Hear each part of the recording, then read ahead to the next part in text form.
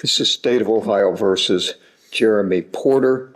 Mr. Porter is present with his attorney, Keeley Chambers. The state is represented by Teresa Hyatt. There's been a plea agreement reached in the 25CR43088 case.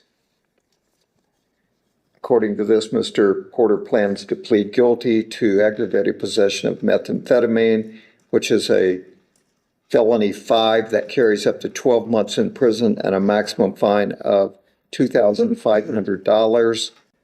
So have I stated that correctly, Ms. Hyatt? Yes, Your Honor. Before we go any further, let's pause, because this case is already setting off alarm bells. We're looking at a defendant with multiple felony cases, repeated probation violations, and a restitution order tied to an elderly victim who's barely seen any of her money returned. This isn't just about drugs anymore. It's about trust, accountability, and whether the justice system has finally run out of patience. The big question is simple but explosive. Is this a man trying to recover, or someone who keeps gaming the system? Stay with us, because the numbers, the contradictions, and the emotions only escalate from here. Ms. Chambers, is that your understanding? Yes, Your Honor. Mr. Porter, do you understand what you're doing? Yes, sir. Is your plea to aggravated possession of methamphetamine, a felony 5? Guilty. I accept your plea. I'll hold off on that until we address the probation violations. Anything from the state? First of all, does he admit or deny the violation? He admits it, Your Honor. Plea. Your Honor, with respect to the 2020 case, the victim in this case, Ms. Mulford, is present again for the probation violation. I'm not sure if she wants to make a statement this time or okay, she wants me to go first, I guess, and see how well I do. So, We'll change the order. Okay. we are a little bit. Your Honor, as you're well aware, with respect to the 2020 case, that is the one involving Ms. Mulford. The defendant was pled to and admitted to stealing $17,935 from her. He was ordered to repay that. He has a felony 3 theft in that case, as well as a felony 3 telecommunications fraud that you sentenced him to 18 plus 12 months respectively for a total of 30 months in prison. He was judicially released back in July of 2021. Since that time, this is the 3rd probation violation since he was released from prison. My understanding is one of those violations was for the 22 case, which is a felony 5 meth case. Similar now to this case, this is the 3rd one because of the felony 5 meth in this particular case. This defendant, since he was ordered to repay Ms. Mulford the $17,935, he has made a total amount of payments in those 4 years of $910, which I would submit to the court is just completely outrageous.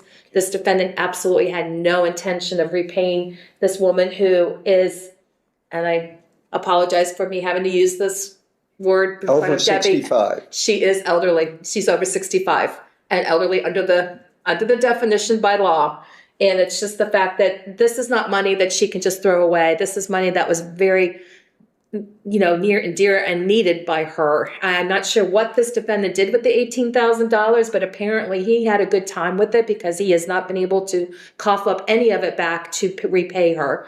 I would submit to the court that we've waited long enough for this defendant to decide whether or not he was ever going to deign us with any money for Ms. Mulford or not. I would ask in this particular case, based on the 20 and 22 cases, I would ask that he be sent back to prison to serve out the 30 months on the 2020 case, but that because since his judicial release, he's gained 2 more drug cases, I'm asking for a consecutive sentence on the 2022 case as well, because that was a whole new situation. And I'll hold off on the 25 case at this time. But I believe from what we've been able to figure out on that 2020 case, it looks like he has served about 21 of the 30 months. So he has approximately... Before we go any further, let's pause, because this case is already setting off alarm bells. We're looking at a defendant with multiple felony cases, repeated probation violations, and a restitution order tied to an elderly victim who's barely seen any of her money returned.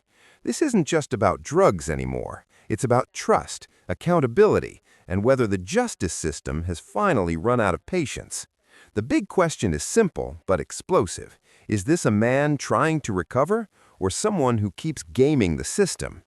Stay with us, because the numbers, the contradictions, and the emotions only escalate from here. 9 months left to serve on the 30 months right now. And then he has very little jail, he has 24 days of jail time credit on the 2022 case. But I'll ask Ms. Mulford if she wants to make a statement. It seems as though after he stole the money from me, that was the beginning of him just going down the rat hole, and he just can't get himself out of it. I'm outraged that the system, he's getting justice going to prison. I'm not getting any justice. I'm just frustrated and outraged. And he needs to know that he has to pay me back. No matter how many years it takes, 30 years, he has to pay me back. I just wanted to make sure you were finished before I said anything. I'm not sure I'm finished, but go ahead. Well, if that's all you have to say, I'm going to move on here. I understand your position. Expecting it's because he has issues with drugs, and he's never really been willing to make the commitment that it takes to get into recovery and stay there. It's a process that can happen. He can be drug-free if he follows basic rules of recovery. But we've tried to get him the treatment, but he doesn't seem to be making the commitment that he needs to make to succeed. And I wish there is a Victims of Crime Fund, but I doubt this would have high priority. It has to be violent or what? Yes, Your Honor, it has to be crimes of violence. Okay. So the order stands. He's ordered to do this. He's ordered to repay you. Where along the line his soul has shriveled up. He's a huge disappointment to me, a huge disappointment to his mother and all of his cousins and aunts. He has a lot of people he has to apologize to. Okay, thank you. Ms. Chambers, anything on behalf of Mr. Porter? Yes, Your Honor. I know that we're here on the PV as well as the 2025 case. The probation violation this time is largely due to the pending case that we knew was coming. The 2025 case is all the way back from 2024. According to my client, he's done everything you've asked of him since then, including attending drug treatment at Full Circle and doing that program, not spending time with his wife, and he's been doing relatively well since the last time that was before this court. He was picked up, in that process. He's been in our jail on these pending charges, but before he was picked up, he was doing relatively well. He has been accepted into the Merge Recovery Program, which is, this court knows, is a treatment program, but it is also a job training program. In order to pay the victim back, he is going to need not only recovery, but also to get into some type of job treatment program so he can adequately pay back the victim in this case. He knows he has a lot of days on the table. He's just unfortunately always associated himself with the wrong people and been in the wrong place, the wrong time. He understands now, I think more so than ever, the gravity of what he's done, he's participated in. He really does want to get into a merge program, not only what they can offer him, but the future that they can offer him and help him pay back this large restitution amount in a quickly time. If he's sent to prison, Your Honor, it's just another year to 2 years that the victim doesn't obtain any of her restitution funds, which that big of a restitution is obviously going to take some time to pay back anyways. And he'd just really like to move on with this, but more importantly, he'd like to set himself up to actually be a productive member of society. All right, thank you. Mr. Porter, is there anything you'd like to say? Yes, Your Honor. Like my attorney said, last year you you looked at me and you turned around and looked at my wife or whatever, and you said you knew what was going on in my life because I told you everything. And then you suggested I went to sober living, and that's what I did. And I took myself to sober living. I left here. They released me at 8 o'clock at night to go to out of the jail. So now with probation, no one's there. I went, I called several times. My mother called my probation officer several times. No one ever responded. I still took myself to recovery. I went to full circle. Who was your probation officer? Officer Gatch. And every time I called, it got to a voicemail for O'Toole, for something O'Toole. Every time we called voicemail, and we called the main number and asked for Officer Gatch to give me that voicemail. Why didn't you come in? I went to sober living. Okay. I went straight there. They came and got me. Like, they sent a car to pick me up, a van, and they picked me up at my mother's house, and they took me to Dayton. I did the assessment, and they took me to a sober living house in Middletown, which I was there.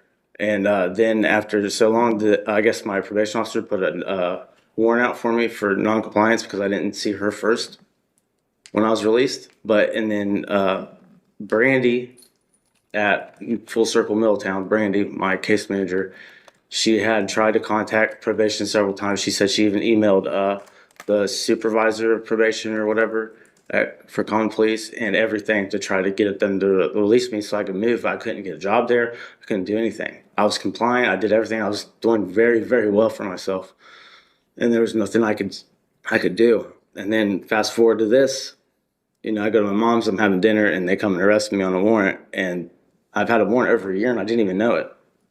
Other than the non-compliance, you know what I mean? Like, I didn't know that I thought if I just kept doing the right thing, maybe by the grace of God, you know what I mean? For once, it'd just work out in my favor, but it didn't.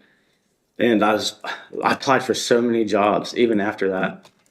And I was wondering, I'm like, why won't nobody hire me? Nobody hire me. I call them back, and they say, well, we just went with somebody else, you know what I mean? There's a better candidate, but because no one's going to tell you, well, you got to work for your arrest, so we're not going to hire you, you know what I mean? So, it was just a downhill spiral. Then I got a job under the table. Now, that's probably not the best thing to tell you, but it's true. And I was doing good for a minute. And then my boss had got injured at work, and that's why I was at my mom's having dinner with her when I got arrested. But I did comply with what you said since last year, and this charge is from last year. My wife had stolen something from Speedway without me knowing. She made it clear in Lebanon court that I did not know. She was on drugs way worse than I was. And not that it's any worse, but regardless, I wanted her to stop doing drugs as bad as I wanted to stop doing drugs at that time. And she just could not stop. So that's why I ended up leaving her after that. And yeah. And that's when they found the drugs. It was in a Vera Bradley, her purse. And I just said it was mine. She's never been charged with a felony. I'm already a felon. I thought I was doing the right thing, taking the rap for her. I figure if we're married and it does work out, maybe, one of us can buy a house one day. Yeah, that's it. And as far as Miss Mulfer goes, I'm very sorry. I still haven't paid you back much. I know it's more than $900, so I have receipts, so we'll figure that out. But I know it's not nowhere near what it should be. And that's mainly because, when I got out of prison, I was CCC. You sent me to CCC. I completed that. When I got out, I was a Genesis. I've been in recovery. I've been in rehabs and recovery, fighting this horrible drug habit that I got, which caused all this that didn't happen. This is where courtroom emotion collides with courtroom facts. Mr. Porter's apology sounds sincere, and addiction is real, destructive, and often relentless. But courts don't just sentence intentions, they sentence patterns.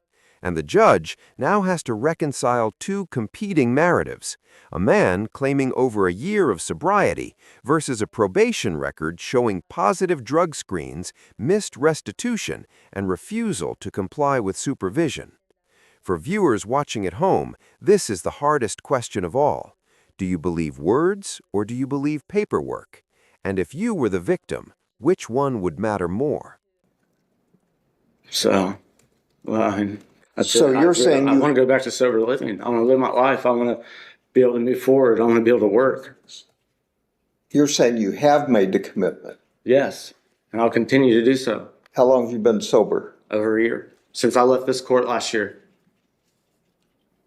Okay, so let's look at it from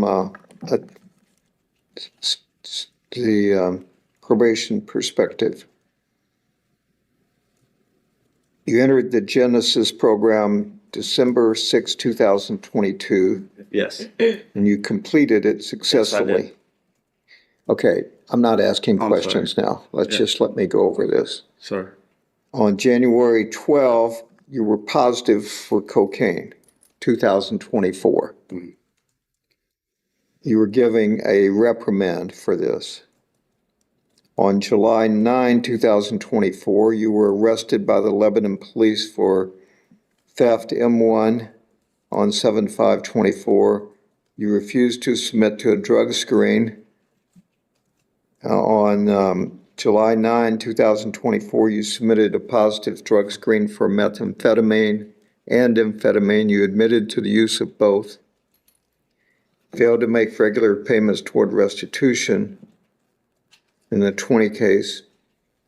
On July 25, 2024, you were ordered to enter into and successfully complete outpatient substance use treatment, including any follow-up and medications as ordered and or prescribed, to complete sober living and to make restitution payments. You failed to enter sober living facility as ordered at your final probation violation hearing on 7/25/24, and you again hadn't made any restitution payments. Now, is any of that incorrect? Yes, I did. You said I failed to enter sober living, which I did not fail to enter sober living. All those charges are from last year when I got arrested with my wife. I've seen you. The last judge I seen was you. And you sent me there. Now I was in sober living when I had no idea about an appointment. I was already in sober living. And like my attorney just said, like, if they sent a notice. Also, when I had gotten out of jail, my mom was in the middle of moving.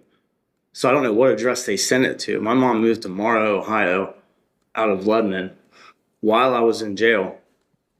Or actually, I helped her move. Sorry. I was helping her move when I got out of jail. Did you notify until I went probation to of sober your... living? Yeah, we called him several times. Me and my mother both left several messages. And then I went to sober living. Okay. And when you're at sober living, full circle, all I say is just stay sober. That's all I want you to worry about. She told me about we've tried to sign me up for food stamps like 2-3 months into it. And she's like, well, we called up there and they said I was a fugitive. So we're like, what do we do now? And Turn yourself in. well, she told me to stay put, and Who did? Brandy at Full Circle.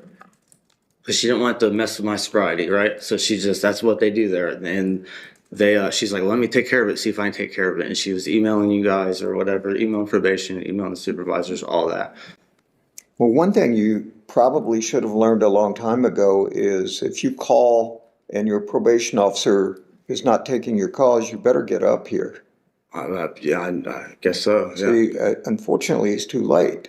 Same thing with if you know there's a warrant for your arrest, I don't care if it's the owner of sober living. The right thing to do is to turn yourself in. You've always been treated fairly here, and if that were the case, that we probably would have worked with you, but you didn't, right? Yes. Okay. I'm revoking his judicial release and returning him to prison. 22 case, he's done 55 days, right? I believe it's 24 days, Your Honor. I'll order 6 months on that case. And on the sentencing for today, 9 months. In the end, the court made its position clear. Judicial release was revoked, probation violations were sustained, and Mr. Porter was ordered back to prison, effectively serving the remaining 9 months tied to his earlier cases, with additional concurrent time imposed. The ruling sends a strong message. Rehabilitation requires action, not just explanation. For the victim, restitution remains owed, justice delayed but not erased.